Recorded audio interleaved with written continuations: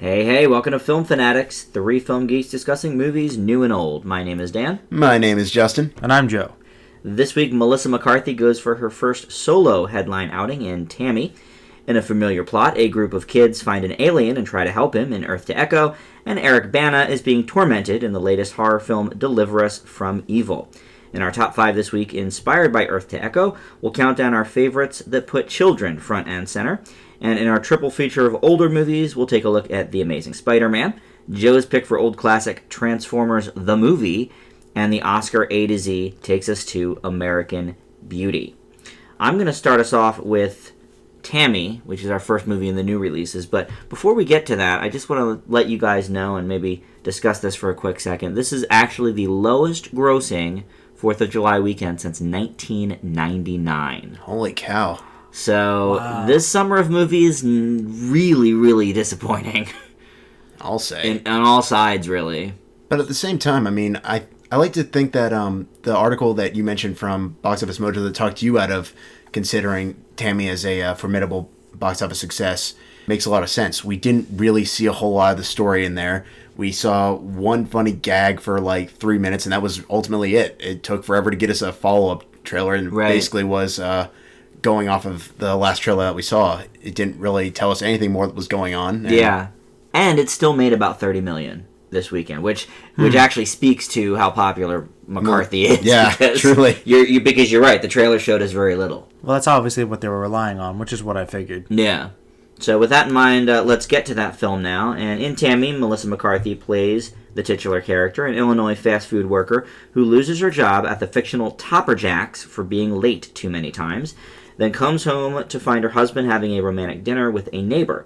She heads down the street to her parents' house, and having had enough of this life, embarks on a road trip with her grandmother Pearl, played by Susan Sarandon, because Pearl's the one with the car and the money. The two experience a crazy road trip, including sex with strangers, jail time, and robbing a Topper Jacks. Tammy and Pearl bond also, but Pearl's alcoholism becomes a growing problem. Kathy Bates, Gary Cole, Allison Janney, and Mark Duplass also star. Tammy is basically a passion project for McCarthy and her husband Ben Falcone, who has a small role as Tammy's boss. The two wrote the screenplay, and Falcone makes his directing debut.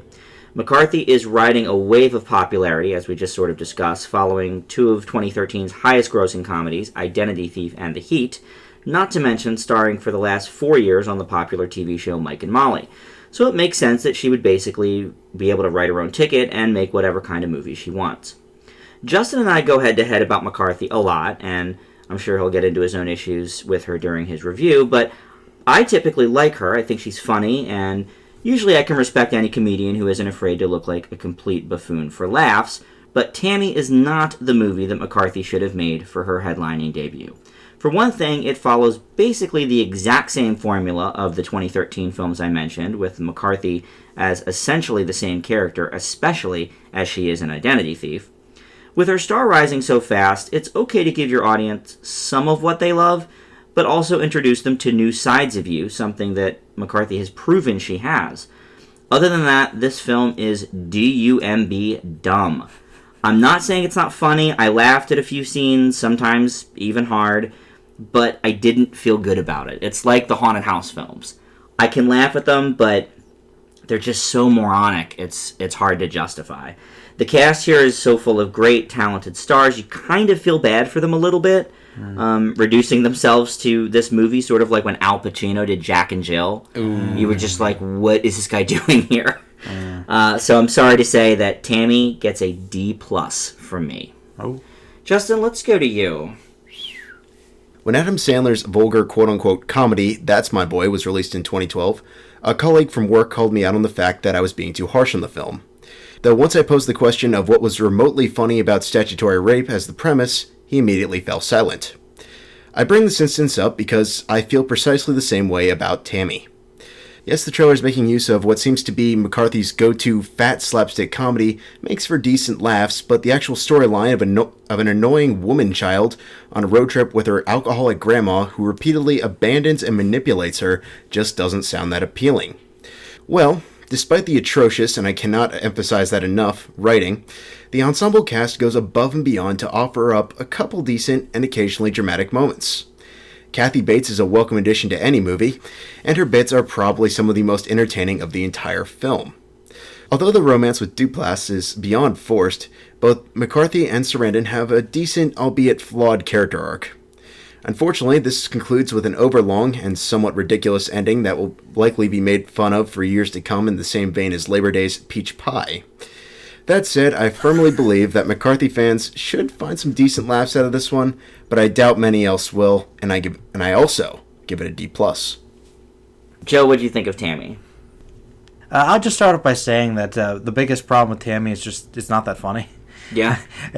Really, I just feel like this whole movie was kind of going through the motions. But I will say it does seem like it's made up of like all the women that I love in Hollywood. I mean, you got Susan Sarandon, and Allison Janney, Kathy Bates, and Sandra Oh. I mean, this is just a great cast. Plus, you got Dan Aykroyd in there. Yeah. I mean, you got some great people part. that I love. And I feel exactly the same way you said. I mean, it just seems like such a waste. Actually, like, why are... I mean, I feel like they just must be friends, and they're like, hey, we'll give you your pet project to start, and just, like, the material they have is just so flat, and the story is just rather unfocused. I mean, it just moves along, and I'm not entirely sure that it knew what the point of its own story was. I know the message, what the movie was going for. I mean, Tammy's supposed to kind of understand her own flaws and make changes in her life, but I feel like all the bad decisions that she leads into are basically the same at the end of the day, but somehow we're supposed to consider it's better because she doesn't really transform. She doesn't change at all. Really. We're supposed to think that she does. Maybe it's due to her own realization of herself and her faults, but I'm honestly not sure. And if you don't really know what your own message of your movie is, that's pretty bad in terms of character development. Yeah. I really feel like this movie means well, but it's just not that funny. And the romance was also really random and awkward and barely even there, really. I don't think it was necessary. This guy literally shows up out of nowhere. Like, even when it's like, how did he possibly know that they were... It was completely forced, and it's easily the weakest part of the film. I actually think it would have been better if Sarandon and Gary Cole still got together, and Duplass was more of just like a buddy, that helped Tammy deal with it or whatever, kind of like he was in that very first scene at the bar. Yeah. But then they decided to... But then they decided that... No, you're love interest now. now you're a love interest. But it didn't work for me either. Overall, I did feel it was kind of disappointing. I found it to be somewhat entertaining because I think I liked the performances. So I liked it a little more than you guys, and I gave it a C-. Okay. But to be fair, you also have yet to see Identity Thief, right? That's true. And Justin, would you agree? I mean, this is... I know you don't like Identity Thief at all, but this is pretty much the same character with the same character arc. To some extent. Yeah. Definitely. If I might offer a response, I only saw the heat in comparison to this, but I feel like she does well when she has somebody to play off of. Kind of bounce back with her ridiculous antics. This is really more her trying to lead her own movie, which I think is one reason why it doesn't work quite as much. I agree. She's bouncing around on, some minor characters, but the best scenes are with her and Susan Sarandon. Yeah. Or Kathy Bates. But that's very infrequent. The scenes where she's by herself are just... like the part at the beginning with the deer and like that was ridiculous. That was so weird. It wasn't good. It was like I know they're trying to be funny, but it's one of those things awkward that and probably looks funny on paper, but just isn't on it's film. uncomfortable. Like you hit a deer and I don't know. It's supposed to be the punchline there? Cute or something. I don't know. The whole movie felt like it was just like you could tell what it's trying to do, but it's just not syncing up correctly. It almost felt like a series of vignettes or skits about this Melissa McCarthy character that she's played in the movies now for a couple of years, and it's like an SNL movie. Yeah, like they wanted to go for broke right with this SNL character called Tammy, and it's like, and ironically, her stuff on SNL is what shows that she has all this range. She's hosted 3 times, and it's like she does all these different types of characters. So it's like obviously she's got this range, and why she wrote such similar character for herself is what's frustrating. Really restrained role for that matter. Yeah. It was a bit disappointing. I would say so. I mean, this is one that, Justin, if you did give an F to, I wouldn't have watched on it. Wow. It was so disappointing. All right, well, let's move on. Next, we've got Earth to Echo, and Justin's going to tell us about that. When their neighborhood is about to be demolished for a new highway, Tuck, played by Brian Astro Bradley, posts the reactions of his friends in protest on YouTube. However, when his group receives messages from their cell phones, which turns out to be a map, they follow it and encounter a stranded alien named Echo, and help him track down parts for the key to get him back home. Although Earth to Echo borrows from roughly every successful sci-fi blockbuster one can imagine, from Super 8 to E.T. to even the clever opening titles of the new Godzilla film, I can't help feeling like Earth to Echo was a film that truly missed its calling in a different medium. Although the film itself never drags with a just over 90-minute runtime, much of the film gets implemented in short, episodic sequences shown through Tuck's YouTube account. This, I feel, would have functioned better as a full-blown series rather than a movie, which would have made up for some of the other setbacks of the film. Although the antics with Echo are actually quite fun, most of the material before then is rather boring, and the kids themselves don't really get that much character development. As a YouTube show, this would have really warranted the small doses and relied less on the overbearing voiceover that for the most part just states the obvious. It all leads up to a decent, albeit wholly predictable conclusion, but for family entertainment in a summer season where it's pretty scarce, it's not bad, and I give it a C+. Okay. Joe, what do you think of Earth to Echo? This movie is pretty much a watered-down version of such films as Super 8 and E.T., watered-down version of E.T., just think about that, with found footage elements that are very reminiscent of Chronicle. However, this film manages to play it pretty safe, but does have one major saving grace, and maybe Justin and I will disagree on this, and that's the characters. These kids were great. Not only were they good performances, the kids were very believable, and with the possible exception of Munch's super phone contraption, which I'm not entirely sure how it works, maybe he's a super genius, it's not very well established, they act like kids and have great interaction with each other. Plus, the idea behind the story and its main theme really do hit home and has some genuine emotional impact. The effects are decent, and the plot moves well enough along, even the 90-minute runtime.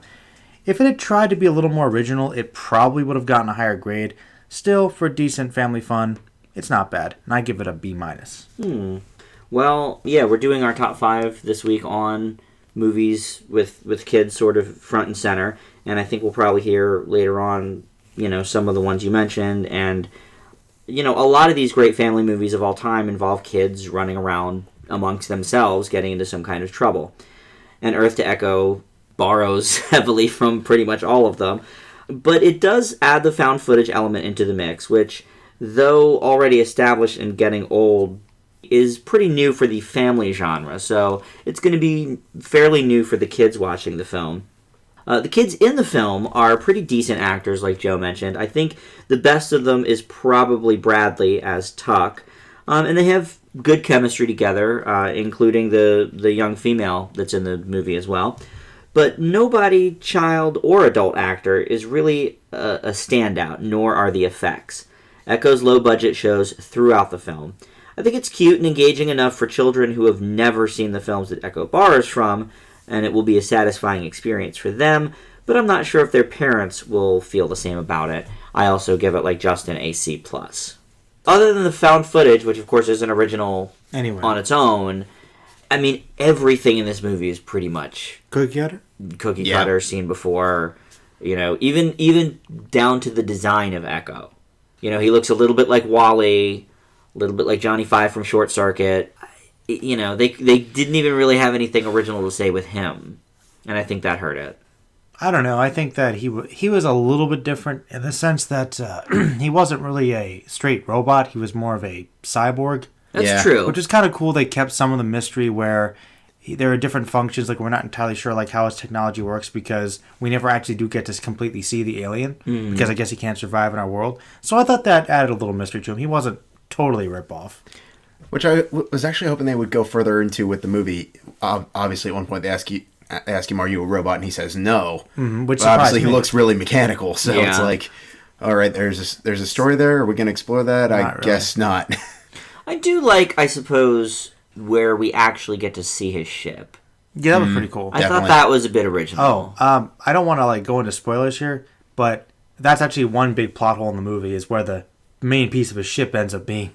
Well, yes. That was a big plot hole. There's a few pretty glaring plot holes. Like how they get away with anything. Yeah, I mean, this construction, quote-unquote, construction worker guy who's really some kind of government agent is, tailing them basically the whole time, and yet they elude him around every corner, even though he's actually come face to face with them several times. Yeah, like at one point, they're in the same point after that he's actually met them. He sees them at the same location, and yet somehow doesn't realize they're there. Yeah. And then they run into them at the gas station and at the restaurant, and it's like... Not a very good memory for a secret agent. Well, I just feel like if getting a hold of Echo is really like this matter of, saving the world... Pay attention. You might actually, take the kids in or, send them back to their parents or something. They're just like, oh, okay, well... Well, we're supposed to get the point they're evil, home. though. They're evil government, Dan. Yo, they are. They're like E.T. people. Yeah. It's that kind of vibe. Like, not... That's what I mean. Like, that part of it was particularly E.T. because the government... Right. It's very PG. Like, you don't see, we don't see all the horrible stuff they do, but you get this presence of... Right. They're evil. bad. They're hiding it for the kids, but they're not good people. I don't know. Nobody chased him around in hazmat, though. No, but then again, they never found the ship. You know that if they found the ship, there'd be hazmats all over the place. That's true. And Fair flashlights. Enough. Yep. And flashlights. That's true. Yeah. All right, I'll give you that one. I will admit a C+ is a grade that I can agree with. I guess I was trying to just gauge how other people would feel about it. Like, for a family, I think it would be fine. Like, the movie works. I think it holds together well enough. It has a good message. I really like the main character. I didn't mind his narration too much. I guess it does state the obvious, but then again, he's like 13. Yeah, I didn't hate the narration. I mean... That's just kind of unnecessary as far as I'm concerned. Maybe, but like I said, I think... You think about it, though. If you were like a 13-year-old doing your own documentary and you're trying to speak a point about how bad this highway coming through destroying your life is, I could understand narration. It's kind of like video diary type of thing. Like think about it like that. I mean, I think they did a good job of showing these kids as creative, but they're still kids. Also, you have to figure, the young kids that watch this movie might not have a grasp of what's happening without that.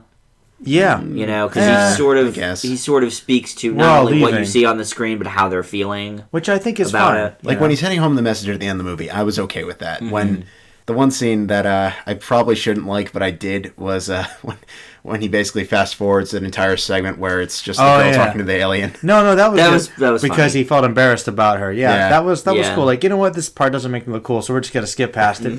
No, that was cool.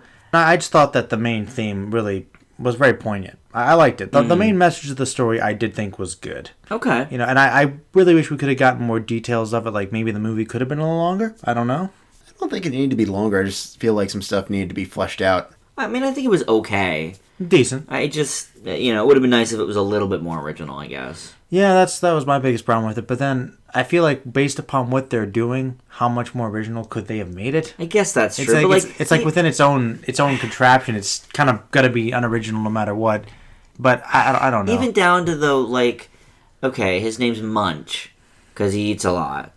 Like Chunk from the Goonies. Like, it's just, even subtle things like that are just not original. Yeah. And that's true. Would have been nice to see a little bit of that. Was the movie trying to rip off those movies or pay homage to them, though? I want to say kind of in the vein of Super 8, trying to pay homage, just not fitting the bill, I would say. Mm-hmm. All right, well, let's move on here to our next movie, and that's Deliver Us from Evil, and Joe has that one.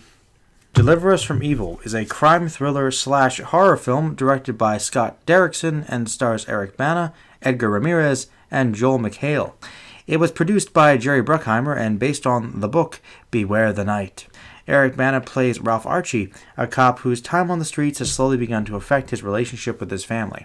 After coming across a series of violent crimes, he meets Mendoza, a Spanish priest, who convinces them that these crimes are related to demonic possession and the occult. An investigation unfolds, leading them to uncover the true nature of primary evil.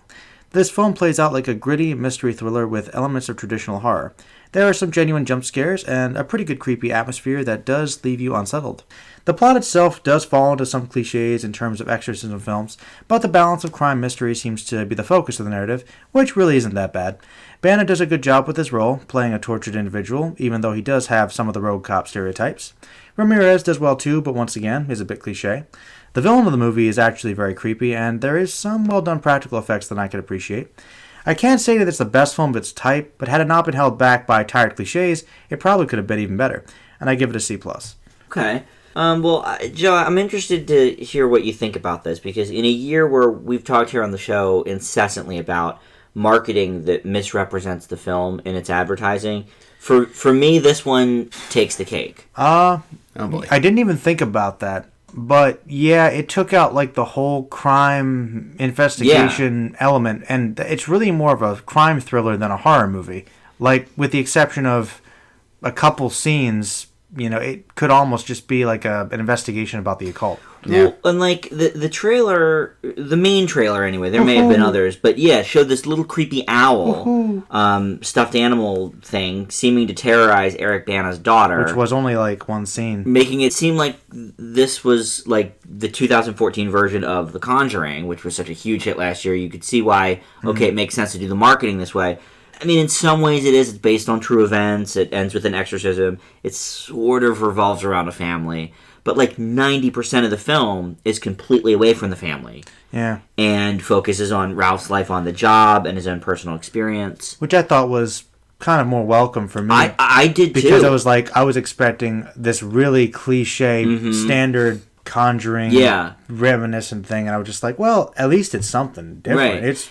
But is it really, like I said, with the exception of a couple obvious moments, if you just took out some of the supernatural, it could have been just another like psychological thriller. Yeah, I mean, it sort of kept me in mind a little bit of like a Fringe, where it's like Fringe isn't a horror show. It's got some of the same type of elements that you might see in a horror film, and that's sort of what this was. There were some definite scares here, but it wasn't like The Conjuring or The Exorcism of Emily Rose, Honestly, in its tone and handling. Sometimes I felt kind of like in some scenes I was watching Seven or The Bone Collector or something. Like I could see when that. they're investigating the murders, it was scary, but Right. in more of that creepy, unnerving way that you kind of reminds you of these horrible crimes, Yeah. rather than ghosts and demons and whatnot. Well, and it's possible that that's why the film didn't do all that well this weekend, because people saw that owl trailer and were like, well, looks old hat and I've seen this. So, I don't know. The film doesn't necessarily do a ton brand new, but there are some genuine scares, I thought. Joel McHale adds some good comic relief. Yeah. And it doesn't come off as corny. And I thought the real standout was Edgar Ramirez as the Spanish priest. He teams up with Ralph, and you may know him from Zero Dark 30, Bourne Ultimatum, or some other films, and he's actually going to be in the Point Break remake next year. He's the star of it. I think he's great here, and their chemistry's good together. He's really the glue of the movie, his character. It's far from as good as The Conjuring, but it is certainly the strongest horror film we've seen in 2014, and I actually give it a B. Oh, wow. I enjoyed it. Justin? In screenwriting, it's a main rule to have something going on within the first 10 minutes that makes the audience interested in seeing what happens next.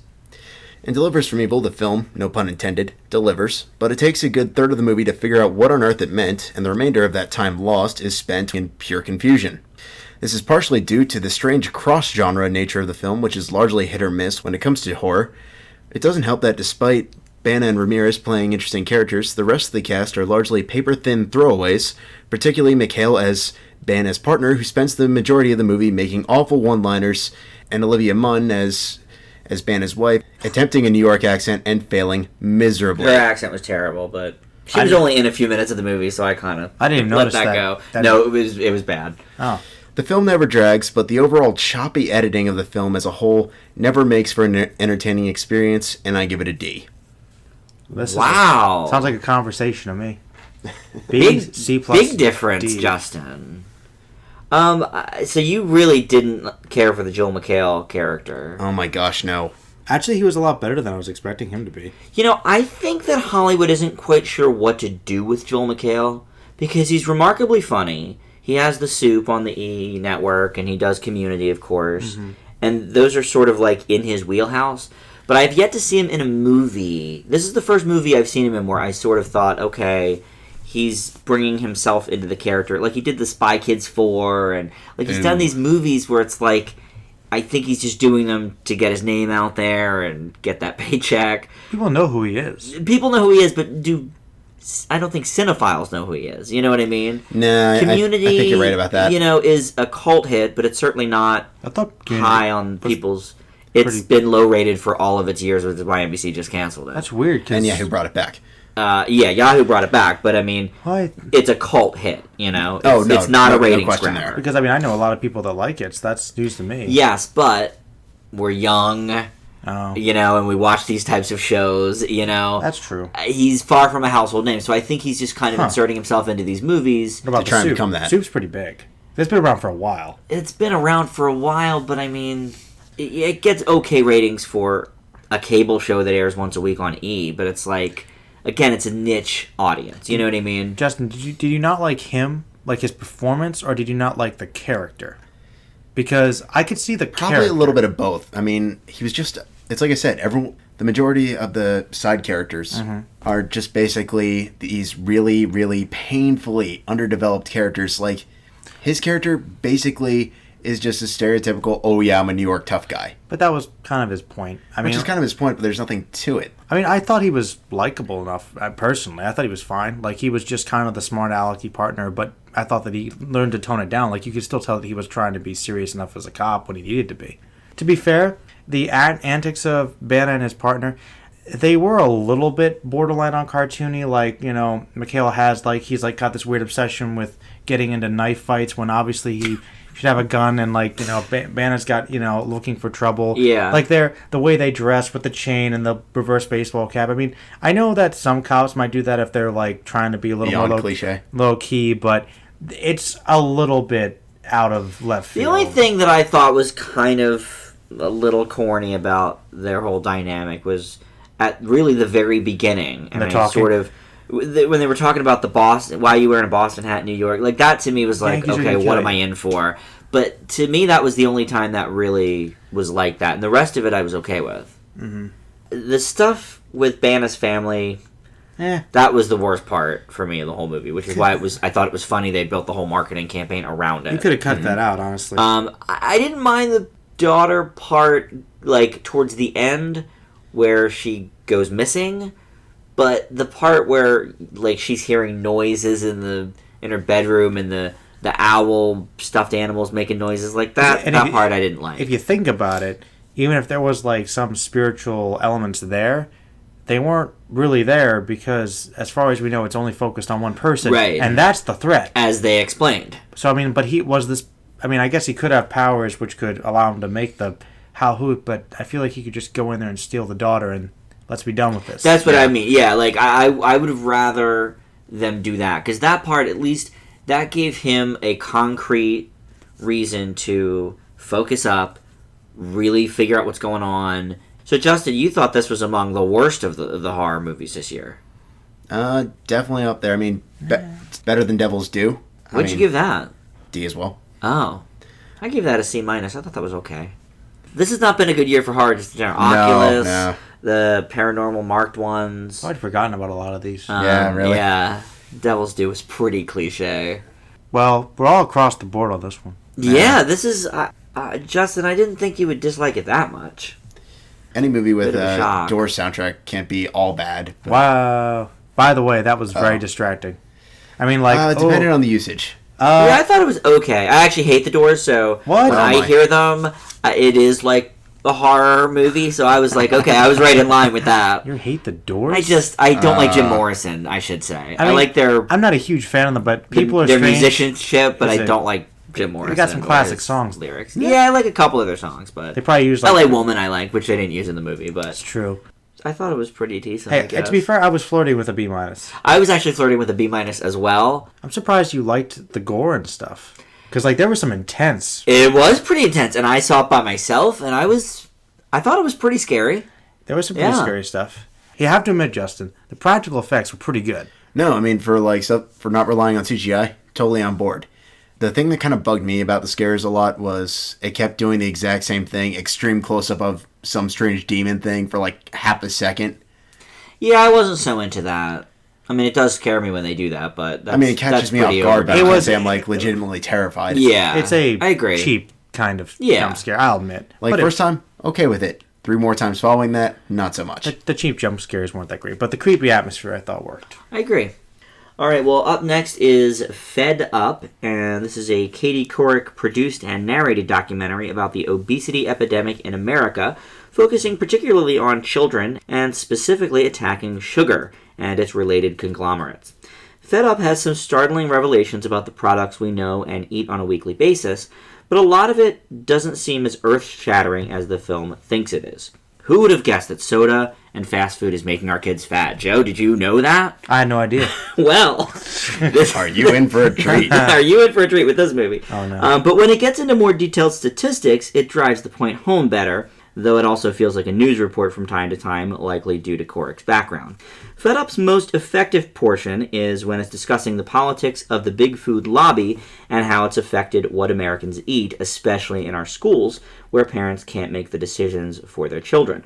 The biggest disservice Fed Up does to its viewers, though, is downplay any effect exercise and genetics have in who is overweight and who isn't, placing almost 100% of the blame on the food industry and its marketing, and sugar specifically. Now, when it compares big food to big tobacco, I agree with what it's saying, but the film offers few solutions. It is very well edited together, and hopefully it gets people to think a little bit more about what they're putting in their bodies and their children's, but it doesn't quite hit the message as hard as it could. I give Fed Up a B-. Oh. Now, Justin, before we go to you, Joe, you didn't see this one, but you sort of mentioned that you'd seen the preview a few times and sort of felt like you got the point. Went down to Midtown Cinema to see a couple of these more independent films lately, and I did see the trailer a couple times. Mm-hmm. I thought it did look like a decent documentary, but, as I said to you guys, I think that's what you're suggesting, I said, well, the movie basically told me everything I need to know in the trailer. Mm-hmm. I'm going to watch what I eat. Yeah. I totally agree. I mean, I'm on board with the trailer. If that was like the newsreel there, before the movie, as a reminder, I feel like that's perfect. Yeah. I think that told me right now, just Bill Clinton saying, Yeah, to me, it might have worked better as a 2020 news report or Dateline NBC, because it did have a very newsy kind of feel to it. Mm-hmm. Like I say, obviously Katie Couric's got a huge news background for the last 30 years or whatever, and she's sort of at the helm of this, but other than the interesting statistics, it talks so much about how big food is doing this and the sugar companies are doing this, and it even goes so far as to say, oh, well, eating well and exercising isn't going to get us thin. Well, I'm pretty sure that's not entirely true. That's not entirely true. I don't know about that. I feel like I know people that have lost a lot of weight from eating well and exercising. It's kind of like stating the obvious, like, okay, too much sugar is bad for you. Fast food's bad for you. And it's like, okay, well, that's obvious, and I'm pretty sure it's also obvious that people know that, generally speaking, exercise helps you lose weight. Yeah. It's like, come on. Like, for example, a portion of this movie is about Michelle Obama and her campaign for wellness and the Let's Move campaign. And it starts out by saying, okay, well, at the beginning this was more sort of hey, let's lower the sugar in our meals and this and that. And then the food lobby got a hold of her, and now it's more about being active. And that's probably true, and okay, that's the part of the movie I liked. Okay, let's hear more about that. But then at the same time, they're saying, well, you don't really need to exercise because you just need to lower your sugar. It's like it's sending some, generally speaking, unappealing messages. As a basic rule of weight loss for people, it's generally considered you kind of have to do both. Yeah. We'll go to Justin in a second with his review. No problem. But it sort of was a lot like that. It was like, all you have to do is just eat better. Go to the farmer's market instead of the grocery store and buy organic, and you'll be great. And it's like, well, you could still overeat. Not really true. If you're never active, you're not going to use your body's muscles and organs. So exactly. So, all right, Justin, what did you think of Fed Up? Documentaries revolving around food and the industries that manufacture them are a dime a dozen, and Fed Up essentially just takes the basic info from all of them, such as from Super Size Me to Food Inc., and runs with it from there. The points are, for the most part, well made. Dan, I agree with you completely on the exercise portion. I think that was very unfair. Mm-hmm. And the overall presentation is enjoyable, but the biggest setback from the film as a whole stems from the profile segments of it, which is one of the things that said other films don't really do. Everything else is pretty much by the numbers. The interviews with the obese children from various backgrounds are implemented throughout the entire film, and not nearly enough time is devoted to them to really make them feel integral to the overall documentary. This gets even more infuriating and somewhat depressing as each one complains about their current condition, and only one seems to be actually trying to do something about it. That said, this is a small segment of the documentary, and the final proposed solution one of the interviewed experts makes seems rather practical. So for that, and presentation-wise, I give Fed Up a B. The segment with the different kids, it's like, this little girl, you're supposed to feel bad for her, Joe. She's like 13. Is she the one that was swimming? Yeah, Yes. she was swimming in the preview. She's probably 250 pounds. I mean, she's heavy. Mm-hmm. You know, and she's crying in this solo piece that she did. Uh-huh. But then they show a shot of her at the cafeteria then picking up a cheeseburger and fries. You have no idea how mad that made me. It's like, then you know, don't feel... I can't feel too bad for you if you're doing that. Were they trying to sell know? it as like she can't help it because the food's addicting because they put stuff in it? Yes, Kind of. that's the premise of the movie. Yes. You know, that may be true, but it's like... Still a question of willpower, your though. parents Yeah. still have to teach you. Like, I take my 8-year-old nephew to the movies all the time. And you'd think... all he drinks is water. If they're doing... Because they don't have soda at his house. You know what I mean? A So it's like... documentary about it, that they want to not show the kid doing that, to show that they're actually having an effect on giving good living. I'm actually glad you brought that up, Dan, because that also brings up another thing I don't think they give a fair shake to. They never once emphasized this might be a matter of bad parenting. No, but...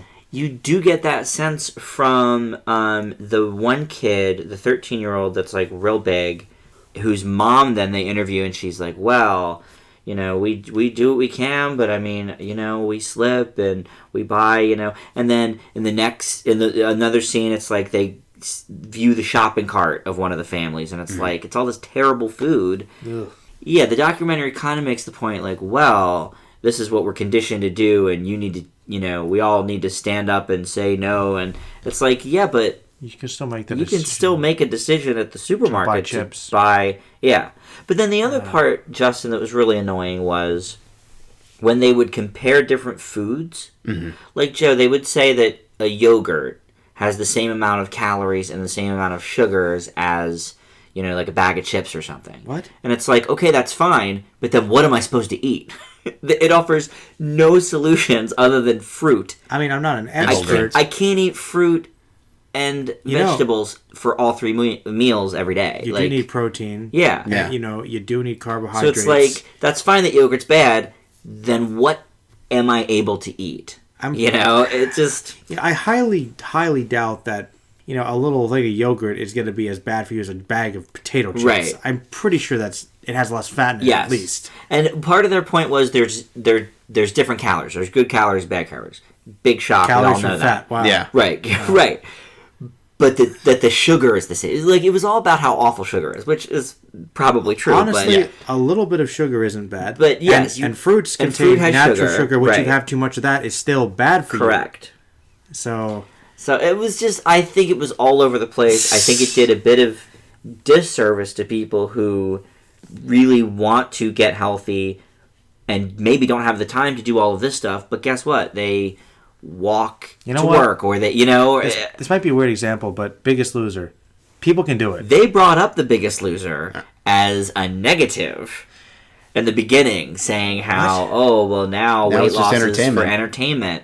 Yeah, but people have lost hundreds of pounds on that actually show. genuinely helps and people. kept it off. Some of them have gained it back, but some of them have kept it off. And you know what? I know that people that watch the show, I don't know too many, but I've watched it occasionally. I think it's pretty inspirational. Yeah. Most people on that show are like, they're really like torn about it, and I think it's actually a good motivator. Listen, I have a Jillian Michaels workout DVD. You know, it's like, would they rather I not do that and just go and eat 8 pieces of fruit a day instead of working out for 20 minutes? Like, it was an imbalance, I think, that was detrimental to their main point. Sounds like they were focusing too much against big food. They were. Yeah. Which, you know, that's fine. That stuff I thought was interesting, but they also have to pair it with other things, you know? So, all right, well, enough on that. Let's move to our home media moment. And this week, that is The Boys of Abu Ghraib. And Joe is going to talk about that. It's a war drama based around the events of the Abu Ghraib tortures, and it was written and directed and stars Luke Moran, the title character. Moran plays Jack Farmer, a young idealistic soldier who is deployed to Iraq only to be sent to the Abu Ghraib prison. Feeling that he isn't making enough of a difference, Farmer takes on the task of being one of the guards of the war prisoners, many of whom will be interrogated by military intelligence. Horrified by the treatment of the prisoners, the grim nature of the war, and the isolation from his friends and family, Farmer's only hope lies in befriending one of the prisoners. This film is an ambitious little character study which probably really captures the general mood of the situation of the time. It's small and isolated, much like the characters, and focused, like their mission. The music and editing help to aid this in its simple delivery. Moran is obviously focused on this character and uses him to paint a picture of how complicated the situation can be. His fight to keep his humanity is one in which we really want to see him succeed, and his slow descent into darkness is an exceptional allegory for a dehumanization of both the detainer and the detainee. The ending of this film comes subtly, but leaves you with a powerful force, bringing a message home which isn't completely clear, but neither could you say is the nature of the subject matter itself. The only negative I can think of is that some of the development could have been expanded on a bit more in terms of what happened specifically, but since it's only kind of loosely based around what happened, I can understand that. Other than that, I think it's a simple but very powerful drama, and I give it an A. Whoa. Wow, Joe, you really like this one. I did. Interesting. Well, let's hear from Justin. The events that are the focus of Boys of Abu Ghraib are truly horrifying and despicable, but unfortunately the biggest issue the first film to approach the material has is in regards to the actual historical accuracy. None of the real-life perpetrators are featured in the movie, and instead the audience is given an experience through a fictitious protagonist whose main storyline is basically Jarhead in prison. All the protagonist, played by Moran, wants to do is get home to his loved ones, and the film does a relatively decent job of showing his struggles as more and more issues get in the way of that, ultimately resulting in his corruption. Unfortunately, much of the events that follow in Moran's storyline are painfully predictable, and most just keep one waiting until something unexpected happens. However, this does end up leading to a very haunting and well-shot, albeit somewhat heavy-handed conclusion, which brings it slightly up from a C- to a C. Yeah, I sort of tend to agree with Justin a bit more on this one. I thought the movie didn't have as much of a direction as it could have. It treads on being gritty and shocking, but then it also wants to be that character-driven piece that you like so much, Joe, about conscience and choices. And I think that's the one that definitely we should have hit a little bit more. And the conclusion is so melodramatic. It turns what could have been an interesting commentary into something a little bit less than. The first-time writer-director, Moran, seems to have a grasp on what he's trying to accomplish with the film. I'm not quite sure that it ever hits the mark. I thought the acting was okay. I didn't love it. I think he's an interesting character, though. A stronger choice might have been to hand the reins off to somebody else to star in it, and he could get behind the camera, because I don't think his directing's that bad. The writing's okay. I didn't think his performance was really anything to write home about. I give Boys of Abu Ghraib also a C. This is not an average movie, guys. So, yeah, you loved it. I don't know what you guys are talking about. I'll be completely honest. No, I mean, it's well-paced, and I mean, I do like some of the things that happened, but I mean, most of which I saw coming. Well, yeah, I mean, it's obvious, but I mean, the message is still incredibly important.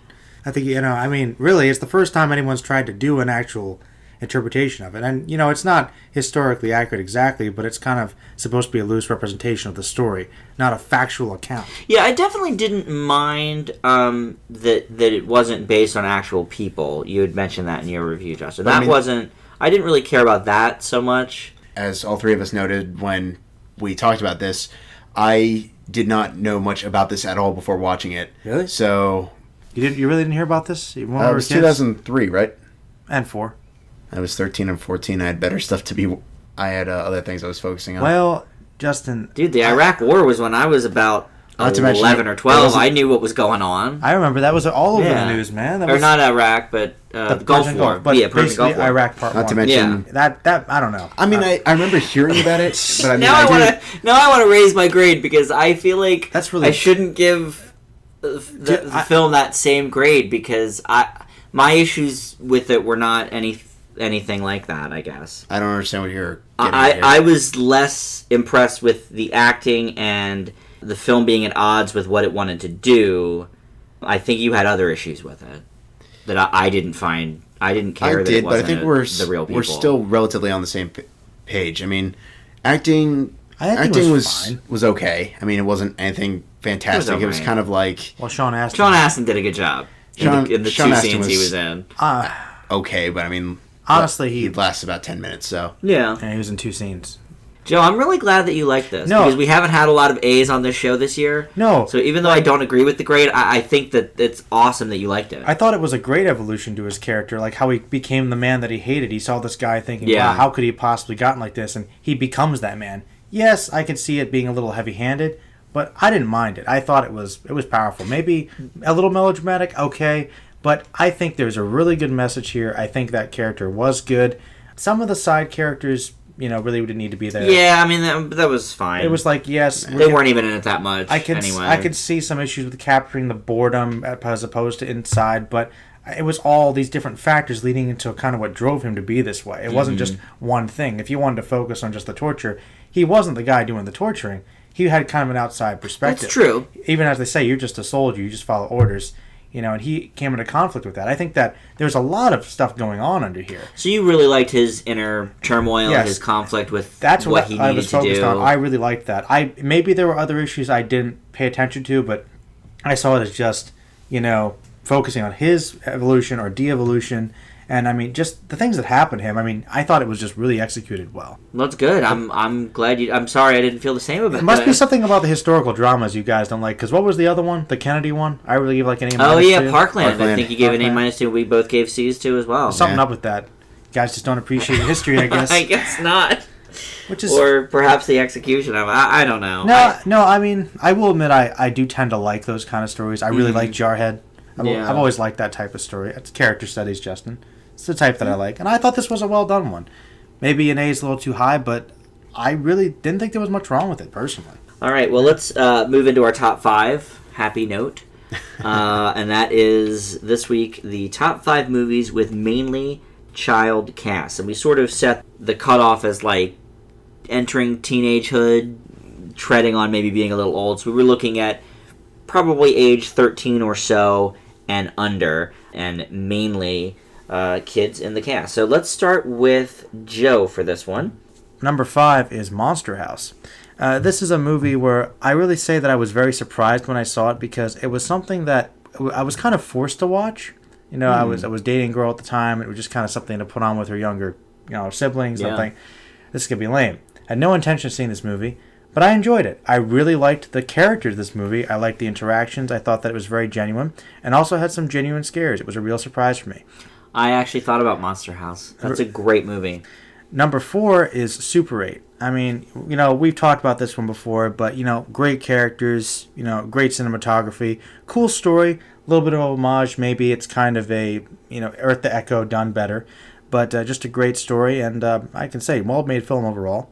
Number 3 is a little bit of a cheat. It's Harry Potter and the Sorcerer's Stone, just because, this sets up a whole franchise around great kid characters. But I think the first couple ones are the strongest because it seems to work well with the magic and the youthful imagination. And I kind of feel that the actors seem to portray those characters best when they're younger. Number 2 is Matilda. This is a great film for child empowerment. It shows this massive perspective, between the difference in points of view between adults and children. It's just a lot of fun. People have mixed feelings about it, but, great part of my childhood. Gotta mention it at least. I've never seen Here. Matilda.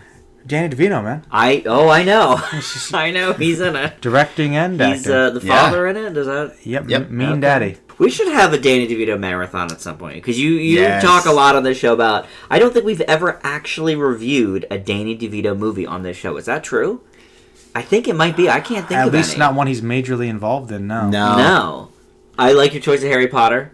Very good one. I did not put it on my list, but there's 3. The main 3: Daniel Radcliffe, Emma Watson, and Rupert Grint. Man, they drive that entire series, and they're so good when they're Together. just 12, 13. Yeah, all together, they're great. And I mean, they were good all throughout, but I guess for some reason, maybe when they're going through puberty, they lost some of it.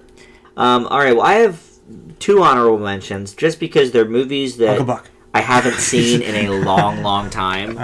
I love Uncle Buck, by the way. Great kids movie. It is, wrong with but that. obviously the title character is I do. Uncle Buck, Yeah. so can't put that. But yes, that is a great movie. No, Stand By Me and Lord of the Flies. I saw both of them one time only, like 20 plus years ago, so I didn't feel right putting them on the list. Which Lord of the Flies did you see? The 19, was it 55? The black and white That sounds about right. original. Yeah, I watched it in school. I've only seen the 1990 version. The 50s version is More faithful. awesome. Yeah, it's Really? intense. You've read the book, I assume. Oh, right? a great book. Yeah, it is very faithful to the book, the original version. But I start mine at number 5 with Diary of a Wimpy Kid. I think this is probably the best kids book adaptation that we've seen in the last maybe 10 years or so. Every year we seem to get one or two of them, like Judy Moody and Ramona and Beezus, and this one was... I actually have not read the book series because, I was born long before they came out, but this movie was very touching. The kid actors are cute, they work well together, and there's some actual, dramatic tension. My number 4 is The Little Rascals. I grew up, watching their shorts when I was a kid, and this movie came out when I was in high school, and I just loved it. There's tons of great cameos in it, and the kid stars portraying the various characters, I thought did a pretty faithful job. It's sort of like the Three Stooges movie that came out last year. They're sort of paying their homage to the characters they're portraying. My number 3 is Super 8. Just a great movie all the way around. Certainly my favorite in the last few years, centered around children. I thought for so many no-name actors, they all did a really great job.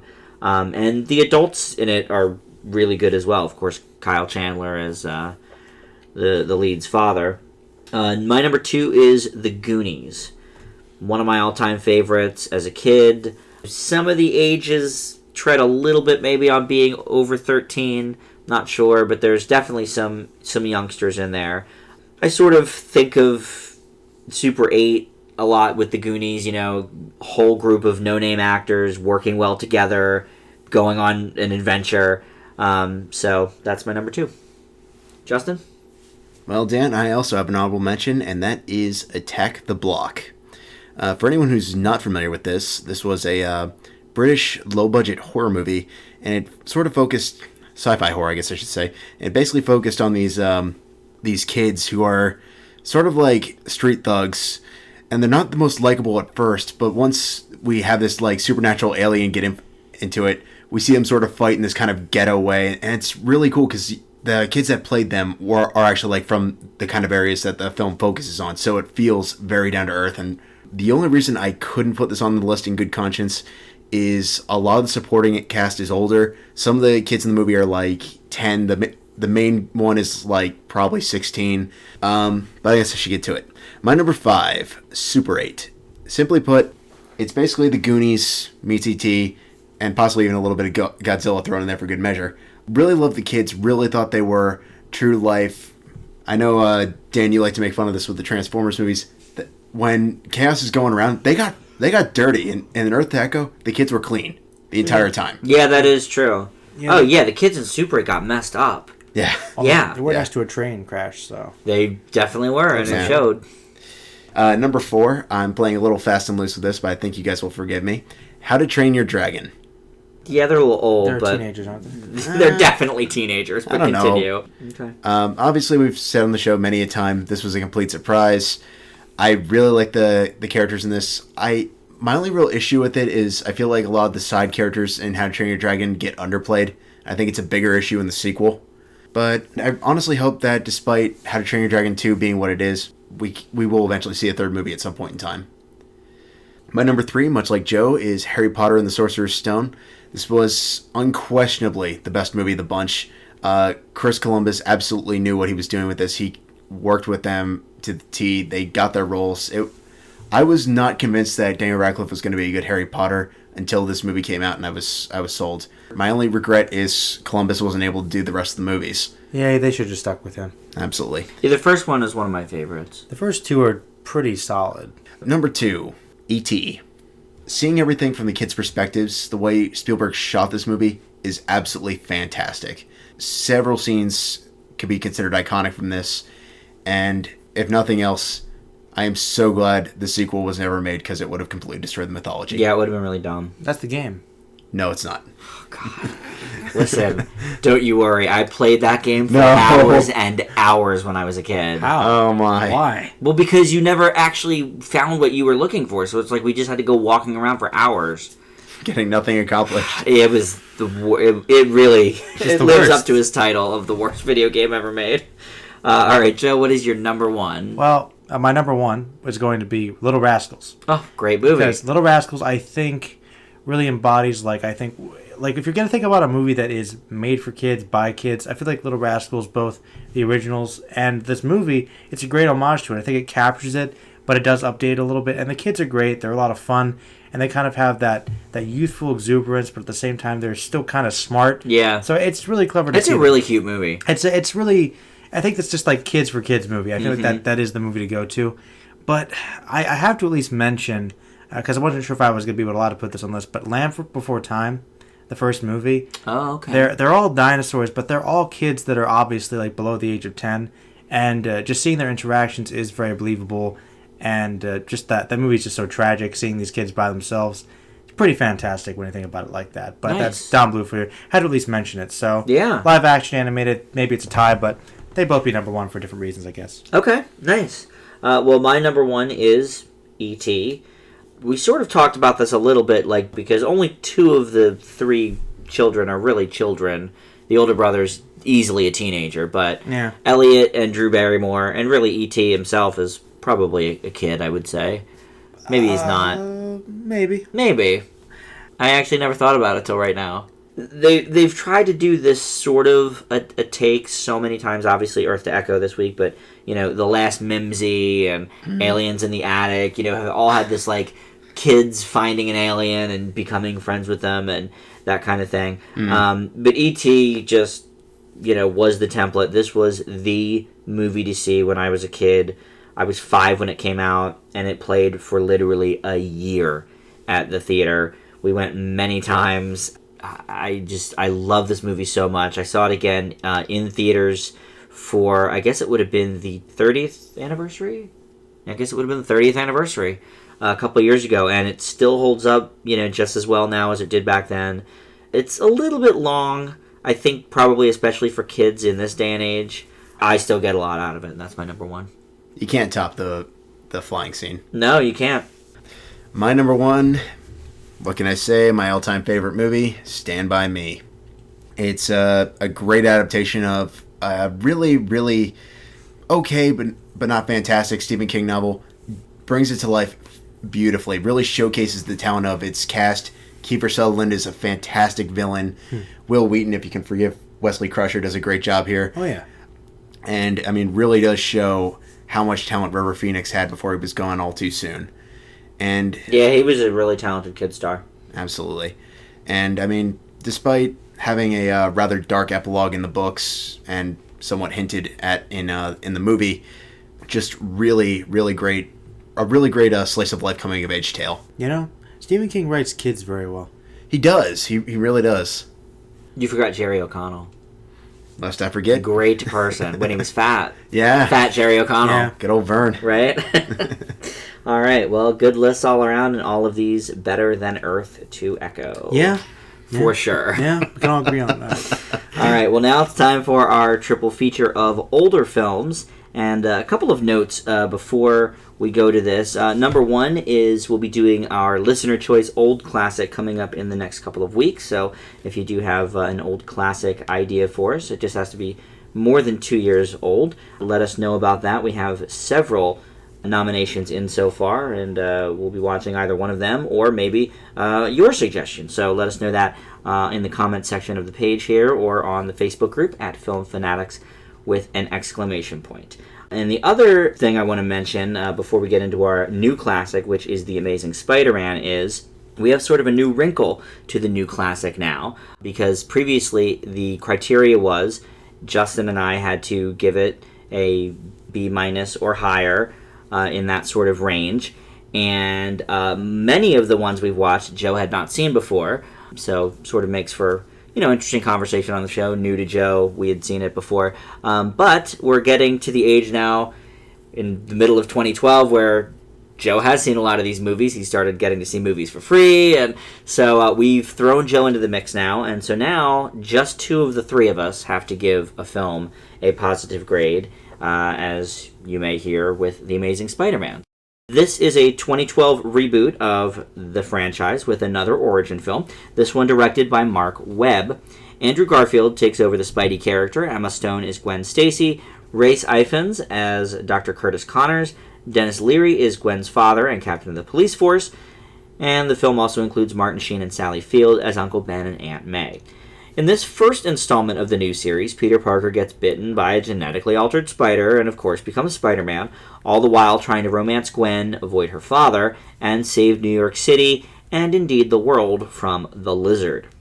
When this film was originally announced, there was a collective why worldwide, as it had been only a decade since the first Sam Raimi Spider-Man film.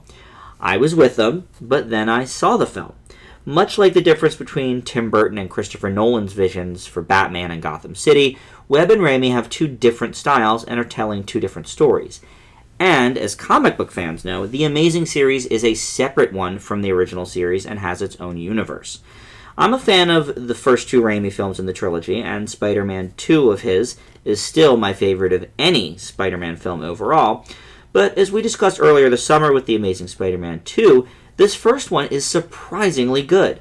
Tobey Maguire and Garfield each bring their own take to the superhero, but Garfield's got a more larger-than-life take on him, and it really works in these films. This is more a grown-up series, akin to Nolan's Batman, and less cartoony.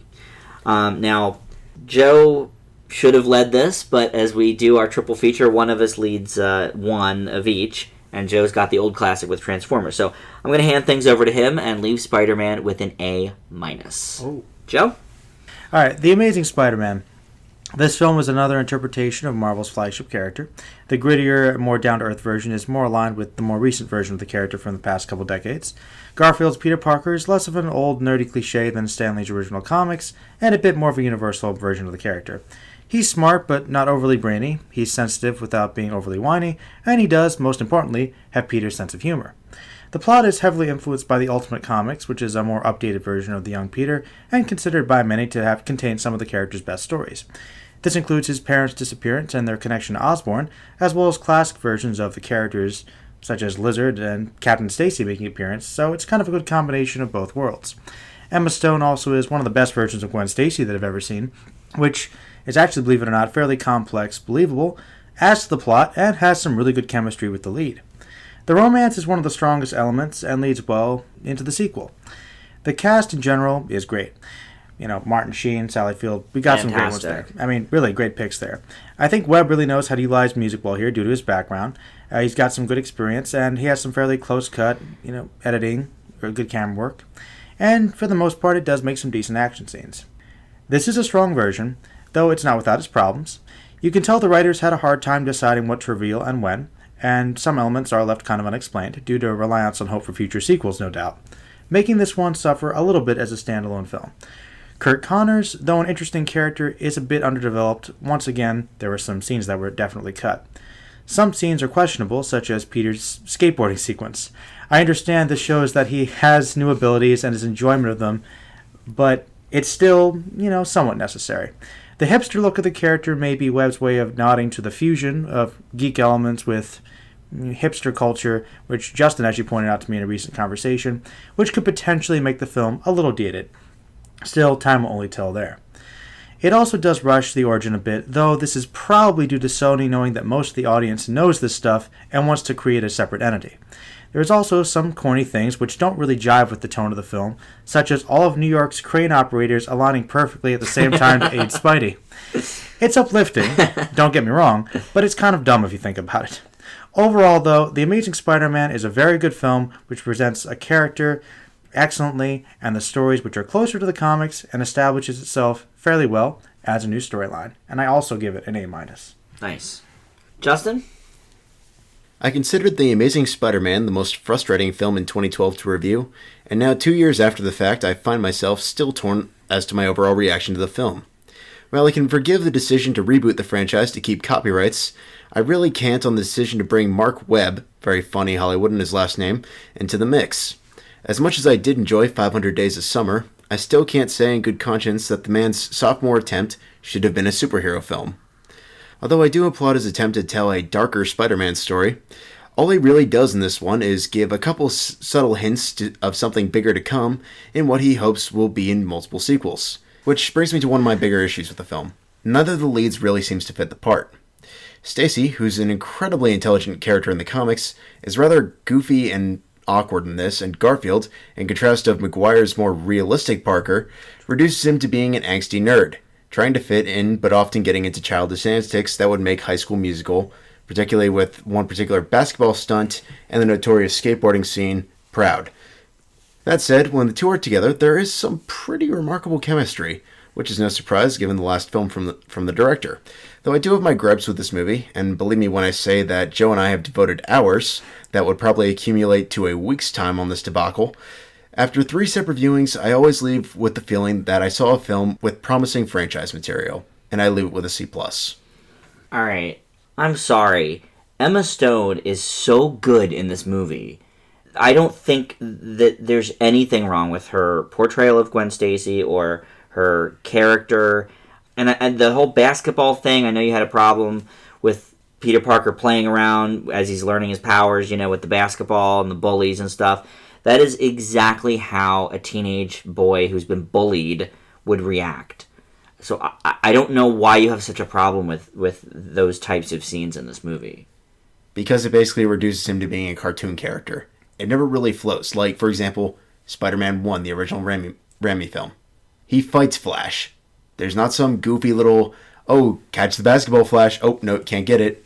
How do you think a 16-year-old kid would react? Knock his lights out? Depends on the kid. Depends on the kid. Depends on the kid, but when you know you have powers and are able to predict things. But isn't it more satisfying to make Flash look like a moron in front of everybody than just beating him up? Anybody can beat him up. Because if you remember in the first movie, people didn't react too well to that. They were actually more afraid of him. They didn't. That gave Peter Parker a stronger dramatic element. Well, I find it hard to believe that you don't think that Emma Stone was good in this movie either. I mean, and by the way, one of your statements was incorrect.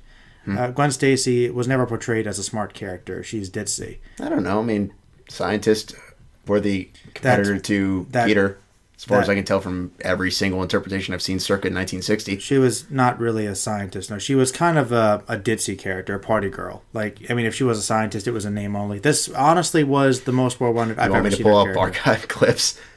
Archive, if you want to, man. I mean, really, I've read the comics too. I've actually read them. I don't know if I've looked at Wikipedia articles or whatever you did, but, I traced the history pretty far, man. I'll just say this much. In the original characters, okay, that's right. I've read them all. Okay, I trust you. From the 60s and 70s. No, the ones that this character is most heavily based on. I'll admit, if you're talking about Ultimate version, she's different there. There are other versions. That's fair. I think one of the interpretations I was looking at was from the Ultimates. There are different versions. But okay. Let's not get too off track on this. That's fair. The primary version, which is, I believe, the one she's mostly based on, they're expanding more on that character by actually giving her something to do. Andrew Garfield, though, acting like an angsty teenager, that is who Spider-Man is in the beginning. He's an angsty person. Even when he grows up, he's angsty, and he's always making mistakes. So, giving the character a hard time for doing things that are incorrect. I don't know. I mean, even when I read some of the earlier stuff, never seen that angsty. Like, yes, did he have drama? Yeah, what teenage kid doesn't? But there's a difference between drama and angst. Justin, Spider-Man is traditionally known as an angsty character.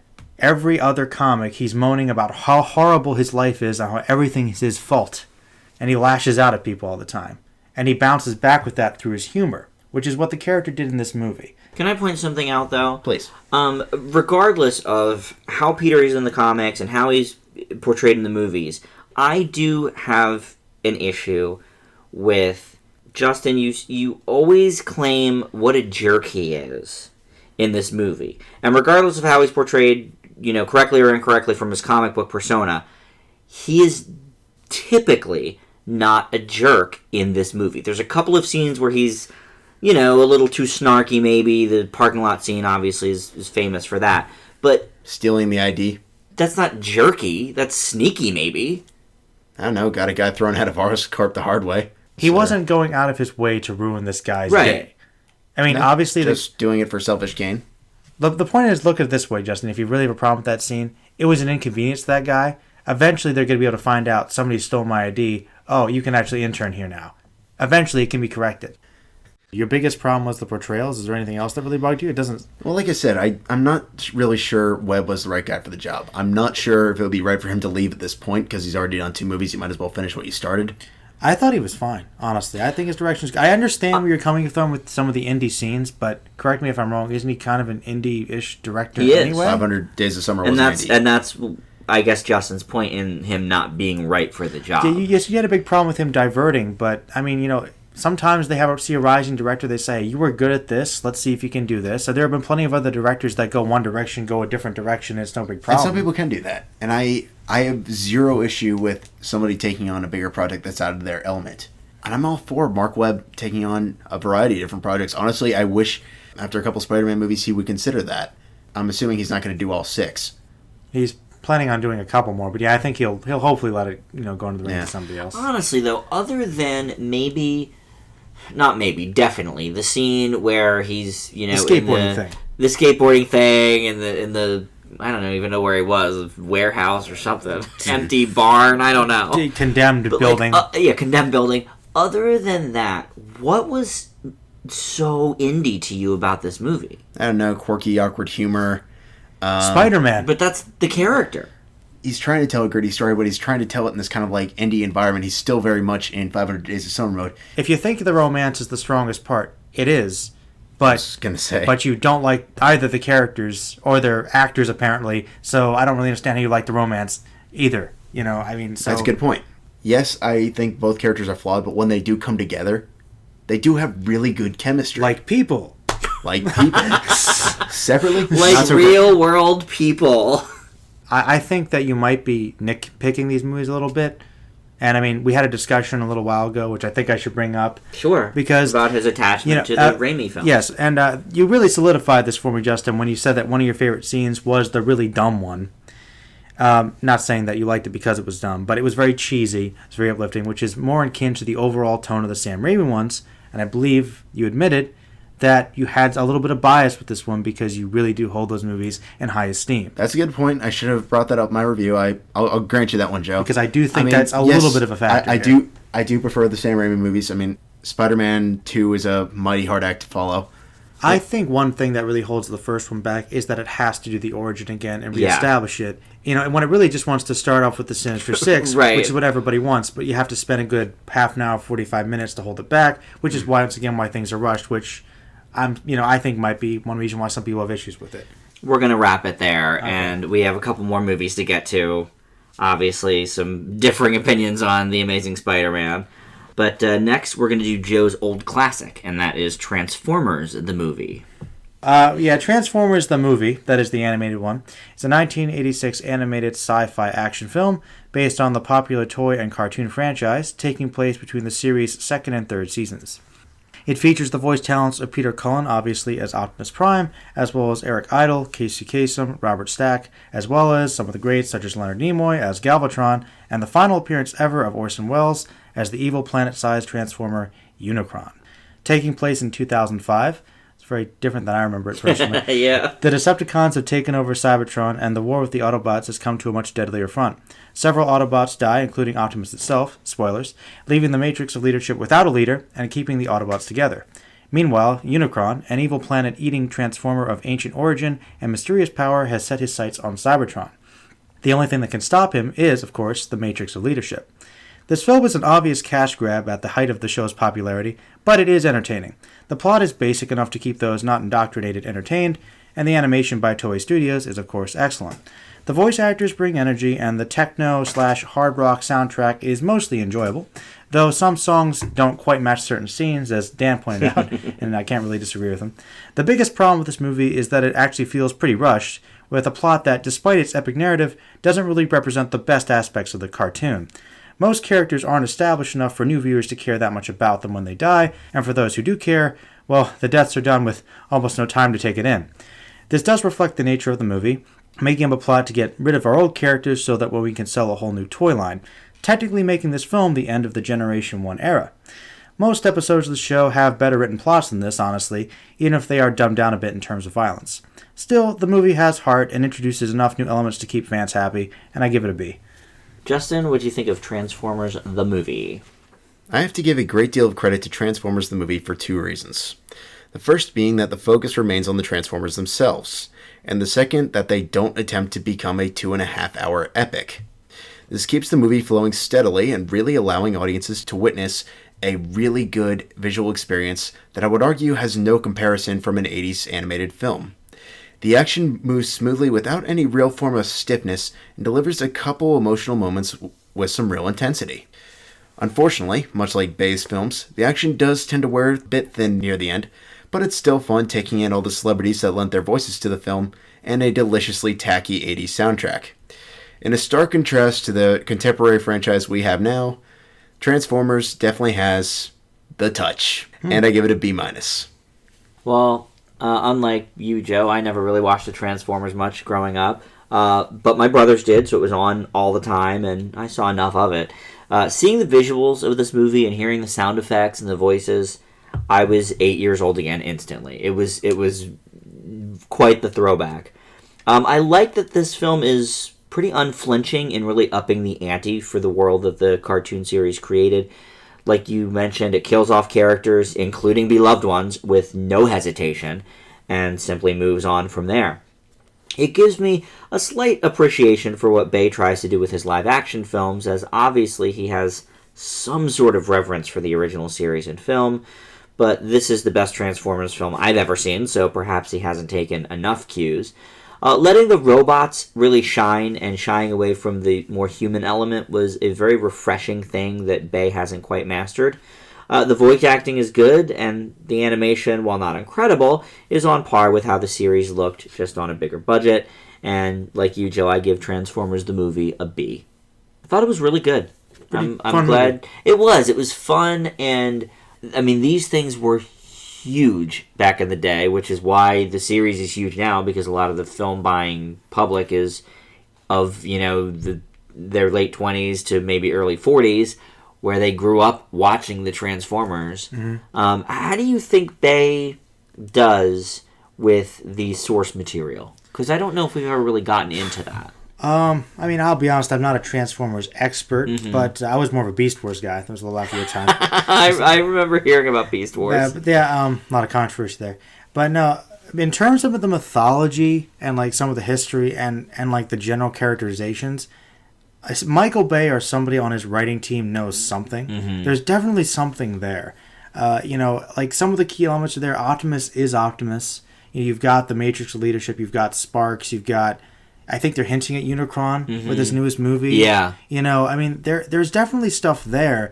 You can tell he has, like, with Michael Bay, and I mean, we might see this with the Turtles, I feel like he does genuinely love these things, but he's just going about it the wrong way. Like, he sees that all the people that watched it when I grew up, they're my age now, so I have to make everything more intense. Right. But dumb it down for teenagers to watch it. Yeah. I don't know. I mean, like, I feel like he tries.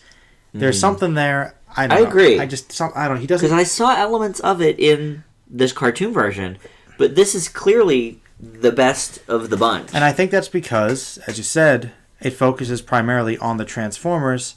The humans are there. They do stuff, but they aren't the focus. Yeah. And if you're gonna make there's only a few of them. There's two. Yeah. There's Sparkplug and his son, Daniel. Yeah. Otherwise, I don't know. I just think that it's just one of those things where it's just a misinterpretation. Mm-hmm.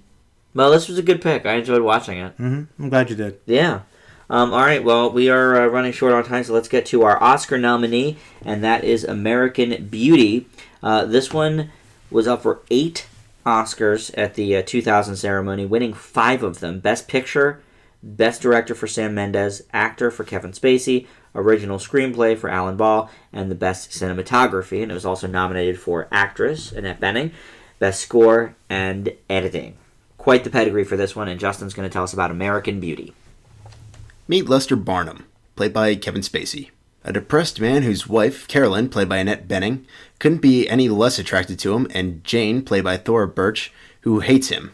However, when Lester develops a fascination over Jane's friend Angela, things take a turn for the strange with the dysfunctional family. Beauty's in the eye of a very strange beholder, and that's something viewers are going to have to be constantly reminding themselves of throughout the duration of American Beauty. Offering up some sharp writing with great characters to play them in a film that's equal parts character study as it is dark comedy. That said, while the film as a whole is strange and bizarre, some of it does come off as a bit pretentious. One particular scene, most people know it, will illustrate this, but the twists are clever, and the bookend with Spacey as the film's depressed protagonist voiceover helps keep the film grounded in the grim monotony that most audiences can relate to. American Beauty may not be the happiest of films, but there's no denying its poignancy and its observations of everyday life that I can completely see it being worthy of winning Best Picture, and I give it an A. Joe? American Beauty. This is easily one of Kevin Spacey's best roles. This film is so tragic and yet so funny that it's kind of impressive. Many films from this period expressed fears about the downside of materialism and consumerism and its effect on middle-class families. This movie takes this concept and fuses it with a refreshing honesty with a magical narrative that isn't really afraid to tackle many very touchy subjects. These range from sexual attraction to minors, drug use, homophobia, downsizing, and just personal image. All of the characters are very human, therefore very complicated, and interestingly, none of them truly fit into the category of normality, despite the pretense that they are. These people have been caught up in the ideals of middle-class America, and the film suggests that this lifestyle may not be all it's cracked up to be. This is a movie that I'd highly recommend to any serious movie viewer, and is one of the best dramas I've ever seen, and I give it an A+. Nice.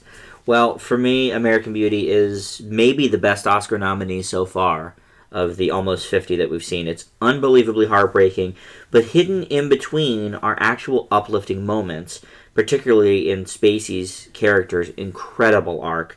One of the great strengths of the film. Joe, you pointed out while we're watching it, it's one of the best in probably cinematic history. I mean, he's got such a great arc that you don't really expect at the start of the movie.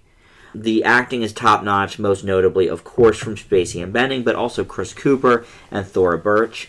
The symbolism and metaphors utilized by the film showcase why Mendes and Ball won their directing and writing Oscars. I mean, it's just a fantastic movie from start to finish. I could easily go on, but I will end by simply saying it's the only one of the Oscar A to Z films that we've seen that I think has the potential to earn a spot in my top 25 of all time. I give it as well an A+. I mean, I always, heard about it, of course, but yeah, I just never got around to watching it. So it's one of my favorite movies. I'm glad we did. Yeah, it's so good, and just the subtleties to it that you might not even see. I mean, I'm sure the next time I watch it, I'll notice, some other things. Yeah, like a lot of the things that I mentioned before to you guys, I'd never noticed before. That's true. I guess as we were watching it, there were a few things that came up that you were like, oh, I never thought about realized that. Yeah. Definitely. Repeat viewings really, really help with this one. Mm-hmm. You thought it was a little pretentious, Justin? I mean, just a smidge. Like, this is so close to an A+, I can't even begin to describe it. Is it I'm guessing, are you referring to the roses? Is that what you're talking about? That's what I was assuming. The roses bugged me a little bit. I guess, but I was okay with nice. it on first go. Second time round was a little bit on the nose. The bag scene I really liked when I first saw it. This time I was like, this is a little much. I mean, I get what he's trying to say about it, but it's it's a little pretentious perhaps, but I think it's forgivable. Yeah, I do too, and I don't know why, but it's because I think it's just the way it's done. It's not overdone. Yeah, I don't think it is. I think it's very, if it is pretentious, it's a very unique pretentious. Yeah, like mainstream pretension. Mainstream, like middle tolerable pretentiousness. Yeah, it's tolerable. All right, you guys make a good point. I'm bumping mine up to an A+ as well. Oh yeah! Wow, Justin, took us the whole show, but he agreed with us finally on something. Hey, yeah, I was with you on Tammy. All three. Well, that's true. Yeah, we all hated Tammy. Yeah, Tammy. Unified. That is true. Mediocre. All right. Well, unified mediocrity. That is gonna just about do it for the show American this Cinema week. Today. That's that's about the long and the short of it. Yeah, for 2014. All right, well, that's gonna just about do it for the show for this time around. Joe, some big movies coming out in the sci-fi world. You guys gonna do a Planet of the Apes review on your channel? I definitely am going to. I have to convince other people to see it because there are mixed feelings about it in my camp. Oh, I can't wait. No, I'm looking forward to it. Yeah. I'll definitely might do a solo one. I know obviously Guardians of the Galaxy in a couple weeks. Sure. Will be pretty big. I did recently upload an anime discussion about Spike and Vicious from Cowboy Bebop. Nice. A brief character study. I did a long-awaited, I haven't done one of these in a while, a dramatic reading of Soldier Boy's I Look Like Goku. Oh, that's going to be cool. Which has been pretty well received. And, of course, did my recent Transformers review, and we're hopefully going to get some more requests for our controversial movies, which Justin and I will be doing soon. So very cool. Be good. All right, and you can follow us on Twitter at Film Fanatics Pod and the Facebook group Film Fanatics with an exclamation point. Thanks for listening, and we'll see you back here next week. Bye!